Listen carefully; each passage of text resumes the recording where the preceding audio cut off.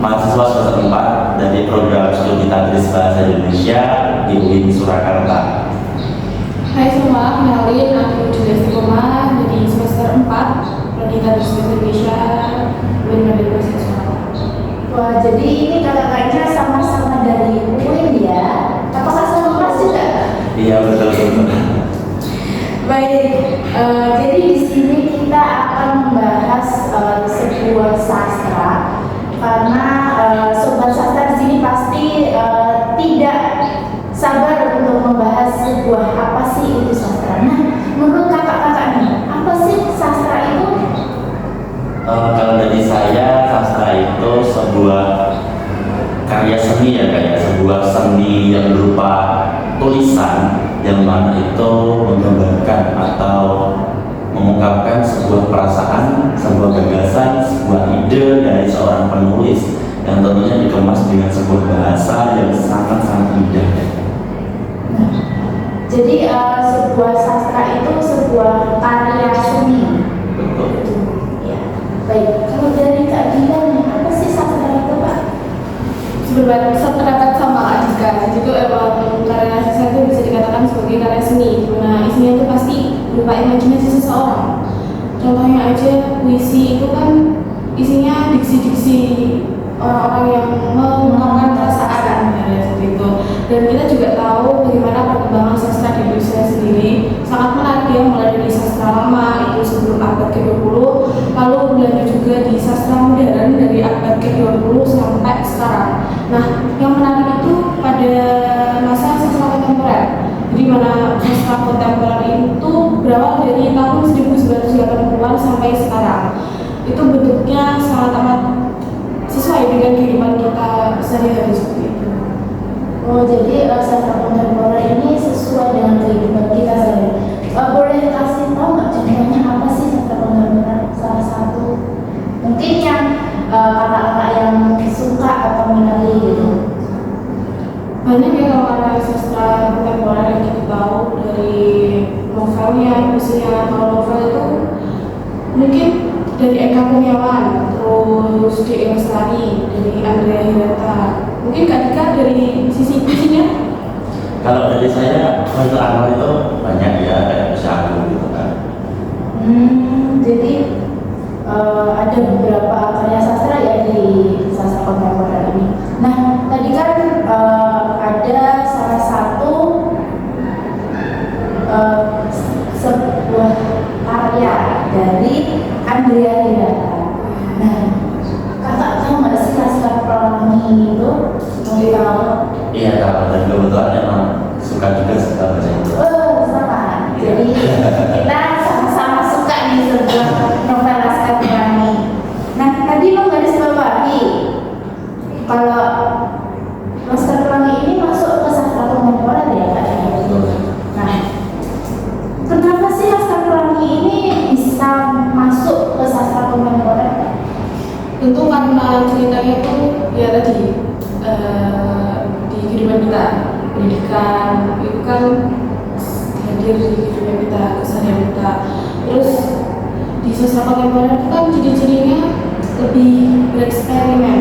Jadi dimana kita tuh nulis novel itu pun Laskar Pelangi sesuai dengan kehidupan di Belitung seperti itu. Jadi ceritanya itu nggak harus, ini nggak boleh nih ceritanya kayak gini, tapi tetap alurnya itu sesuai sama kehidupan yang ada di sana gitu. Jadi menyinggung pun ya nggak apa, karena tetap ada sisi positifnya gitu. Jadi kalau ciri-ciri sastra kontemporer tentu karena lebih bereksperimen daripada sastra-sastra sebelumnya. Tokoh-tokohnya sama tokoh juga lebih realistis gitu, bukan imajinatif kayak apa namanya, kayak fiktif tentang fiktif Yang kayak punya kekuatan kayak gitu ya. tiba-tiba bisa gila kayak gitu. Oke. Terus Kak, kan tadi kan menjelaskan kalau Laskar Pelangi ini sesuai dengan kehidupan kita sehari-hari. Boleh ceritakan sedikit nggak sih Laskar Pelangi ini? Boleh banget. Jadi novel Laskar Pelangi ini ceritanya bener banget ya, kayak kalau sangat menginspirasi, sangat memotivasi, dan tentunya sangat realistis gitu, bisa kita rasakan hingga saat ini, terutama di dunia pendidikan. Dilaksanakan pelatih ini di cerita awalnya itu sebuah SD yang akan digusur oleh pemerintah daerah setempat di Blitung sana, karena memang tidak memenuhi kuota dari yang diharapkan pemerintah seperti itu. Nah, berapa sih kuota yang diberikan pemerintah dan diharapkan pemerintah? Nah, kuotanya itu 10, hanya 10 Kak, hanya 10. Namun pada saat itu SD Muhammadiyah Blitung itu tidak bisa memenuhi itu di cerita awalnya. Namun beruntungnya Allah alam takdirnya ada satu anak bernama Harun bersama dengan ibunya itu datang ketika upacara mau, karena kan itu sudah pasrah ya, karena cuma 9 anak ya. Ketika kepala sekolah yaitu Pak Harfan mau menutup sekolah itu, mau menutup pidatonya, datanglah Harun tadi, hingga akhirnya tinggal untuk 10 anak seperti itu.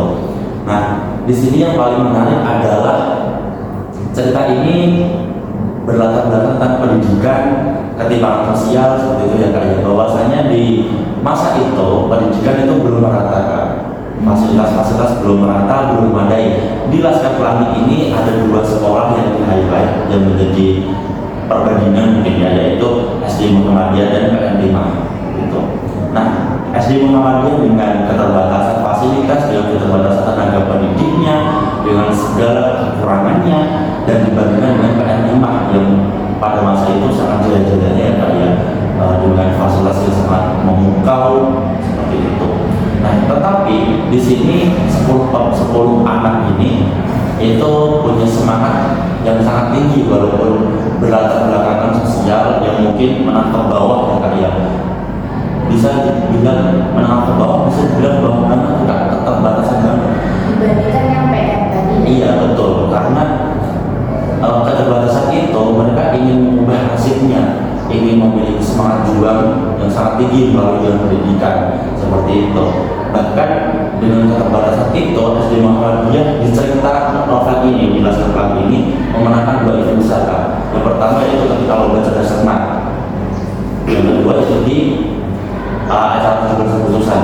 Bahkan di acara lomba cerdas cermat, salah satu siswa dari SD Muhammadiyah itu berani berargumen melawan salah satu guru terkenal lulusan terbaik di SD PN 5, yaitu ada Dr. Ade Zulfikar, kalau teman-teman membacanya. Nah, itu tuh ada argumen bahwasanya si Lintang ini sangat cerdas sekali. Terus di satu event lagi di 17 Agustusan di fasilitas yang sangat memadai, yang sangat serba kekurangan, itu tuh mereka buktikan bahwasanya kita cukup bermodalkan kreativitas, kita bisa mengalahkan sekolah yang fasilitasnya sangat bagus seperti itu. Setelah itu konflik terjadi lagi, ada satu tokoh Bintan yang memang tidak bisa melanjutkan sekolahnya karena kabar duka ayahnya meninggal. Terus karena itu harus putus sekolah ya, tetapi ulang alam lagi ia bisa melanjutkan sekolahnya lagi dengan alasan tertentu, hingga itu kompleks sekali perjalanan mereka di Laskar Pelangi. Kalau penasaran teman-teman bisa baca jalur novelnya. Tapi yang sangat mengharukan di akhir cerita mereka bisa, tokoh utama nih ya, Ika yang diperankan oleh Agda kata sendiri itu berhasil menjadi orang sukses yaitu sebagai penulis kan. Itu cerita singkat dari novel Laskar Pelangi. Yang sangat inspirasi banget ya buat pembaca ataupun yang suka banget dengan cerita-cerita yang benar-benar ini tuh ada di kehidupan kita gitu. Nah, dari cerita yang diceritakan tadi, ada nggak sih bagian yang menginspirasi bagi kakak? Tentunya banyak banget ya. Dari kita awal dari tadi udah dijawab sama Kak Jika itu udah menginspirasi gimana ya?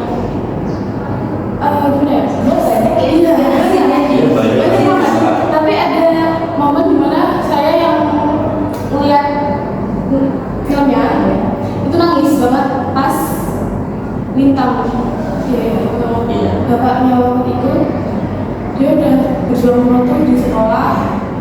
amat ya, aku ternyata dapat kabar juga dari rumah, makanya wafat. Itu sih bikin saya kayak dia nggak lanjut sekolah gitu, ternyata udah dia putus sekolah gitu. Tapi karena dia ingat sama mimpinya, cita-citanya, dia tetap balik ke sekolah walaupun dapat kabar duka. Terus juga yang menginspirasi lagi itu Bumus, dimana beliau itu masih semangat untuk ngajar 10 anak di sekolah aja gitu. Zaman kita tau lah ya, dulu tuh gajinya nggak seberapa ya. Di situ menginspirasi banget. Itu sih. Ya, jadi ceritanya inspirasi banget ya, semua sebenarnya kayak nggak ada yang beberapa inspirasi, sebenarnya semua ceritanya dari inspirasi semua adegan itu ada filosofinya, ada inspirasinya, ada motivasinya, ada pesannya gitu kan, dari awal ke akhir gitu. Nah mungkin tadi garis bawahi juga untuk pesan atau amanatnya dari cerita Laskar Pelangi itu apa? banyak tentunya banyak sekali, apalagi itu berdasarkan kehidupan ya kayak bahwa kehidupan sosial, pendidikan itu banyak sekali pesan, tetapi yang pesan yang paling utama yang saya dapatkan itu adalah tentang semangat kita dalam menempuh pendidikan. Kayak kita gak usah memandang sebelah mata pendidikan, kita gak usah pilih-pilih dalam menuntut ilmu dimanapun itu sama. Kalau kita melihat sekarang ini ya kayak tentunya kita lihat anak-anak sekarang itu, dan kan yang kita aja kayak dulu kan sekolah pasti pilih-pilih kan, aku maunya di situ, kalau tidak di situ gak mau gitu.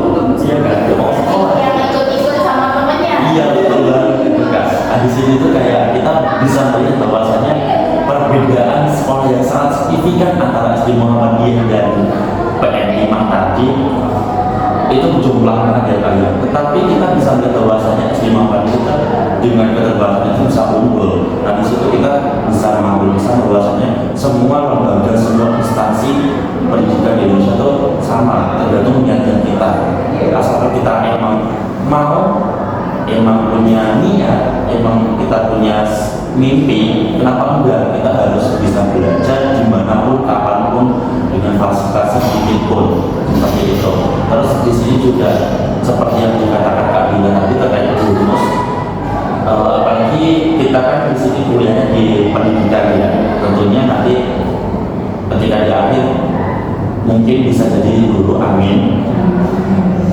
Itu kita sebagai tenaga pendidik itu harus berkontribusi, berdedikasi secara penuh, jangan setengah-setengah. Walaupun memang nggak munafik ya kalau kita bekerja itu ingin mencari nafkah gitu, tetapi di sini karena kita mencerdaskan kehidupan bangsa, kita melihat dedikasi Bumus hanya digaji beras saja, itu beliau bisa melahirkan sosok-sosok Laskar Pelangi yang sangat luar biasa. Terus kenapa kita nggak bisa gitu kan? Itu. Langsung satu lagi nih, ada satu kutipan yang sangat menyentuh gitu, yang sangat menyentuh saya.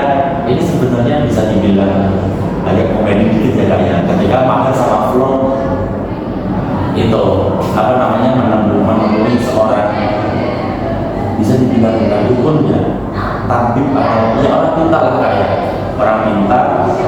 Di situ ingin mendapatkan petunjuk, ada lulus ujian. Nah di situ untuk Bayatullah memberikan kertas, dan kertas itu harus dibuka ketika sampai rumah. Apa tulisannya? Tebak. Gak ada yang bisa ditebakkan. Tulisannya adalah, jika ingin lulus ujian, bukan perlu belajar.